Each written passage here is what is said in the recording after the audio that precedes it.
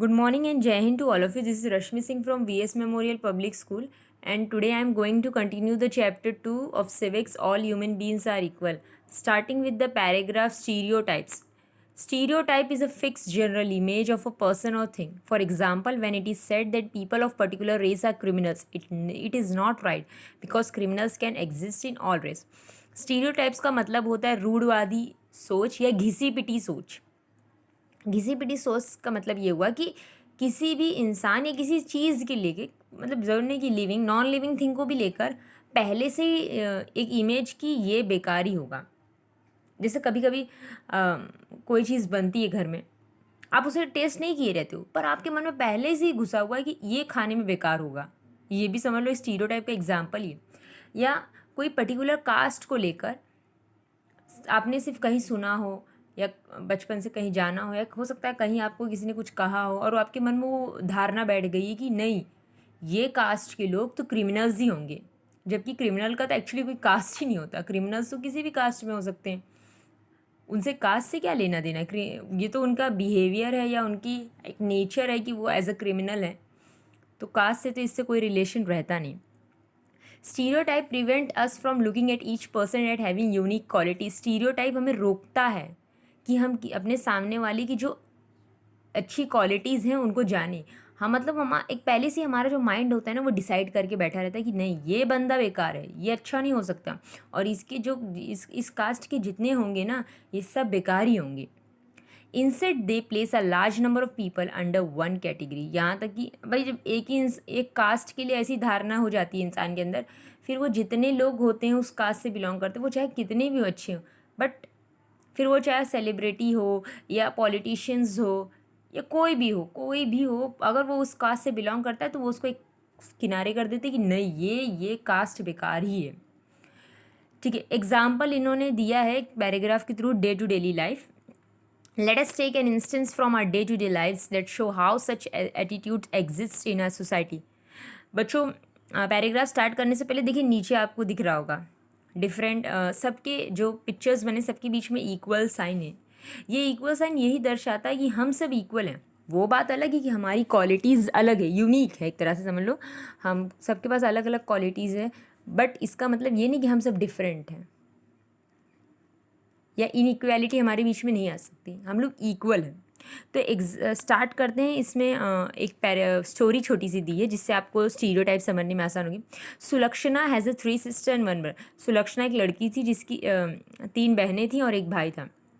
Her mother pays attention to brother. Sometimes Sulakshana looks very sad. She does her homework and also looks after her brother and sister. She is very soft and gentle, and she dances and paints beautifully. Her younger sister is talkative. She is soft and gentle like Sulakshana. Sulakshana's younger sister runs very fast. She is a member of kho-kho team. देखिए story start करते. सुलक्षणा नाम की एक लड़की थी जिसकी 3 बहन एक भाई थे. ये कहा गया है कि अक्सर हम लोगों को भी ऐसे फील होता है कि जो हमारी मम्मी होती है ना वो ब्रदर या भाई की तरफ ज़्यादा अटेंशन देती. तो ऐसे सुलक्षणा के स्टोरी में भी था कि उसे ये लगता था कि या हो सकता हो रहा भी होगा क्योंकि 3 बहनें एक भाई, तो और सबसे छोटा था तो ऑटोमेटिकली कंसर्न उसके लिए बढ़ ही जाता है. सुलक्षणा हमेशा इस चीज़ को सोच सोच के बहुत सैड होती थी. वो अपना होमवर्क करती थी, अपने भाई बहनों का ध्यान भी रखती थी, बहुत ही जेंटल थी, मतलब बोलने में बहुत ही नर्म थी, ऊंची आवाज़ में बात नहीं करती थी. वो डांस कर लेती थी, पेंटिंग कर लेती थी. और उसकी जो छोटी बहन थी बहुत ही टॉकेटिव, हमेशा बात करती रहती थी. वो सुलक्षणा की तरह सॉफ्ट नहीं थी, न जेंटल ही थी. सुलक्षण पर उसके पास एक क्वालिटी क्या थी कि वो मतलब रनिंग में बहुत फास्ट थी और खो खो टीम की मेंबर भी थी. गौरव, देखो अब यहाँ एक नए मेंबर की एंट्री हो गई. गौरव जो है वो सुलक्षणा का क्लासमेट है, उसके साथ क्लास में पढ़ता था. वो हमेशा सुलक्षणा को इस बात के लिए चिढ़ाता था. टीज़ का मतलब चिढ़ाना होता है. He teases her by saying that she is physically not as strong as him. देखिए सुलक्षणा का जो क्लासमेट था गौरव, वो हमेशा उसको ये चिढ़ाता था. जैसे लड़के नहीं होते कि गर्ल्स को बोलते हैं तुम हम लोग की तरह स्ट्रांग नहीं हो सकती, इसको उठा के दिखाओ, चलो दौड़ के दिखाओ, वहाँ तक मेरे पीछे पीछे भाग के दिखाओ. ऐसे मतलब होता नहीं कि कंपटीशन टाइप का, ये फिर दिखाने के लिए कि बॉयज़ ज़्यादा फिजिकली स्ट्रांग होते हैं और गर्ल्स नहीं, ये भी स्टीरियोटाइप है। अगर कोई ऐसा सोचता है कि नहीं बॉयज़ ज़्यादा फिजिकली स्ट्रांग होते हैं गर्ल्स नहीं, तो ये आपकी घिसी पिटी सोच है। बहुत सारे एग्जांपल्स है स्पोर्ट्स में, हर जगह। क्या जो गर्ल्स होती हैं बॉयज़ से कहीं कम है? नहीं ना। One day, Gaurav played a throwball match against a team from another school. While playing, he fell down and hurt himself. He did not cry in front of everyone because they would laugh at him. He cried quietly when he was alone. देखो इसमें क्या कहा है, अब गौरव जो ही गौरव जो सुलक्षणा को ये कह के हमेशा चिढ़ाता रहता था कि तुम मेरी तरह फिजिकली स्ट्रांग नहीं हो, एक मैच खेलने गया और वहाँ अब दूसरे स्कूल के साथ वहाँ वो गिर जाता है और उसे चोट लग जाती है।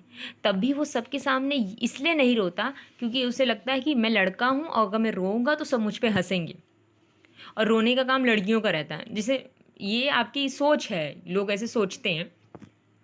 और वो कब रोता? जब वो अकेले कहीं जाता मतलब साइड में, तब बैठ के रोता, क्योंकि भाई पेन तो सबको बराबर ही होगा ना। किसी ऐसा तो है नहीं कि बॉयज़ को पेन कम होगा, गर्ल्स को पेन ज़्यादा होगा, ऐसा कुछ नहीं होता। ये सिर्फ अपनी अपनी थिंकिंग होती है। Sulakshana younger sister is physically strong but Gaurav cries when he gets hurt. देखिए यहाँ स्टीरियोटाइप जो आपका होता है, ये जो आपकी घिसी पिटी सोच होती है, रूढ़वादिता होती है, यही वो ख़त्म हो जाती है। सुलक्षणा की बहन फिजिकली स्ट्रांग थी, जबकि गौरव जो था वो रोता था जब उसे तकलीफ होती थी। तो ये जो स्टीरियोटाइप की इमेज हमारी सोसाइटी में क्रिएट है, बॉयज़ के लिए अलग गर्ल्स के लिए अलग, यही जाकर ख़त्म हो जाती है। बच्चों आज का टाइम ऐसे है ना कि बॉयज़ गर्ल्स में कोई डिफरेंस नहीं होता। हमारे पेरेंट्स भी हमें शुरू से ही कोई डिफरेंस, बॉयज़ से भी घर के काम करवाने में हेल्प करवाते हैं। मतलब पेरेंट्स चाहते हैं कि वो भी, और गर्ल्स को भी हर चीज़ों की जानकारी देते हैं। वो था किसी ज़माने में कि जब ये माना जाता था कि नहीं बॉयज़ को पढ़ना है, बॉयज़ फिज़िकली स्ट्रांग होते हैं, बॉयज़ रोते नहीं हैं, ये सब, और गर्ल्स कमज़ोर होती हैं, उनको हमेशा प्रोटेक्शन की ज़रूरत होती है। ये तक पहले अब सोच थी। अभी ऐसा नहीं है। अभी प्रोटेक्शन अगर चाहिए तो सबको चाहिए, बॉयज़ को भी चाहिए, गर्ल्स को भी चाहिए। बस चाहिए क्या कि हम अवेयर रहें, हम जागरूक रहें। हमारी प्रोटेक्शन हमेशा अपने पेरेंट्स से घिरे हुए रहें जब तक आप छोटे हैं। और कुछ भी आपकी लाइफ में होता है, कोई भी ऐसी चीज़ जो आपको नहीं पसंद आ रही, तो आप उसके बारे में अपने पेरेंट्स को इन्फॉर्म करिए। ये फिज़िकली, ये चाहे बॉयज़ हो चाहे गर्ल्स, अगर बॉयज़ आप ये मेंटेलिटी बना लोगे कि नहीं नहीं लड़के रोते नहीं हैं, लड़के डरते नहीं हैं, तो फिर बाद में आपको को प्रॉब्लम होगी।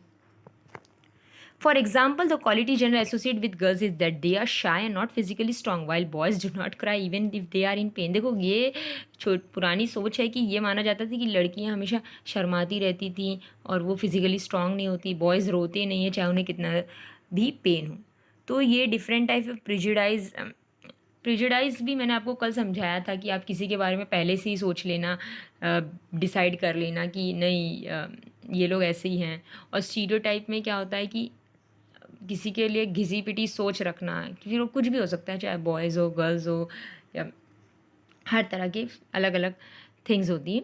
We should however recognise that we are not being fair if they treat people differently because of this stereotype. हमें ये चीज़ का ध्यान रखना चाहिए कि ये हम सही नहीं कर रहे हैं कि लोगों को स्टीरियोटाइप और प्रिजुडाइज की वजह से उनको तकलीफ दें। भाई आप किसी के लिए नेगेटिव ओपिनियन रखोगे, नेगेटिव एटीट्यूड्स रखोगे, ऐसी घिसी पिटी सोच रखोगे, तो उसको तकलीफ ही होगी ना। और ऐसा होता है, जैसे सुलक्षणा, भाई सुलक्षणा को भी तो बुरा ही लग रहा था ना कि उसकी मम्मी मतलब हर चीज़ में अच्छी थी, तब भी उसकी मम्मी उसको ऐसा लगता था कि मुझ पे कम ध्यान देती है और मेरे भाई पे ज़्यादा। बट ऐसे होता नहीं है बच्चों। कभी कभी हमें भी ऐसा फील होता है, मुझे भी कभी कभी ऐसा फील होता था, बट ऐसा होता नहीं है। हमारे पेरेंट्स हम लोग को इक्वल ही प्यार करते हैं, इक्वल ही ट्रीट करते हैं। बस होता क्या है ना, मदर्स जो होती हैं वो थोड़ा सा अपने मतलब बेटों की तरफ ज़्यादा वो रहती हैं, और फादर्स जो होते हैं वो अपनी बेटियों की तरफ। तो है ना, दोनों लोग तो आपको उतना ही प्यार कर रहे हैं। तो ये जो थिंकिंग है, इसको आप अपने मन से निकाल दीजिए। रही होगी किसी ज़माने में, पर अब इस ज़माने में तो फ़िलहाल नहीं है। Each one of deserves to be considered a unique human being. हम सब डिज़र्व करते हैं कि क्योंकि हम सब में एक यूनिक क्वालिटीज़ हैं। एक ही पेरेंट्स के दो बच्चे होते हैं, एक बेटा बेटी, तो दोनों एक जैसे नहीं होते। हो सकता है थोड़ा बहुत शक्ल में कॉमन होगा, बट उनकी क्वालिटीज़ बहुत डिफरेंस होगी। ज़रूरी नहीं कि जैसे मैंने पहले जब छोटे थे तो मैं सुनती थी, लोग कहते थे कि बॉयज़ को मैथ आती है, गर्ल्स को मैथ नहीं आती। तो ऐसा कुछ नहीं है। ये मैथ जेंडर देख के नहीं आता कि नहीं ये गर्ल्स है, इसके पास मेरे को नहीं जाना है, मेरे को बॉयज़ के पास जाना है।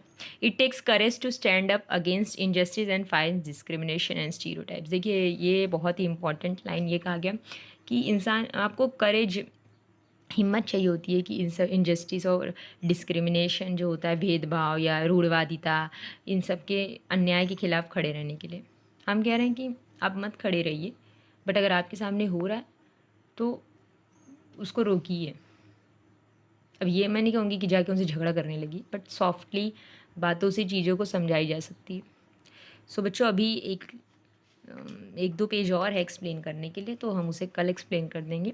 आई होप आप लोग ने मेरी बात समझा होगा। देखिए बहुत बेहतरीन सा फ़ोटो लगा हुआ है, girls should be encourage to go to school. बहुत ज़्यादा लॉजिक है। जब छोटे थे तो एक स्टोरी पढ़े थे, उसमें सावित्री बाई फुले जी उन्होंने लिखा था कि जिस घर में एक लड़की पढ़ी रहेगी वो पूरा गांव पढ़ा रहेगा, ऐसे करके कुछ था उसमें, मुझे बहुत अच्छे से याद नहीं आ रहा। तो मैंने से देखिए, जब आप कभी कभी क्या होता है, हमारे पेरेंट्स नहीं पढ़े लिखे रहते हैं, पर वो ये सोचते हैं कि हम नहीं पढ़े पर हमारे बच्चे पढ़े लिखे हों, तो एटलीस्ट उनकी वैल्यू करिएगा आप। चलिए ठीक है, कल मिलते हैं। जय हिंद।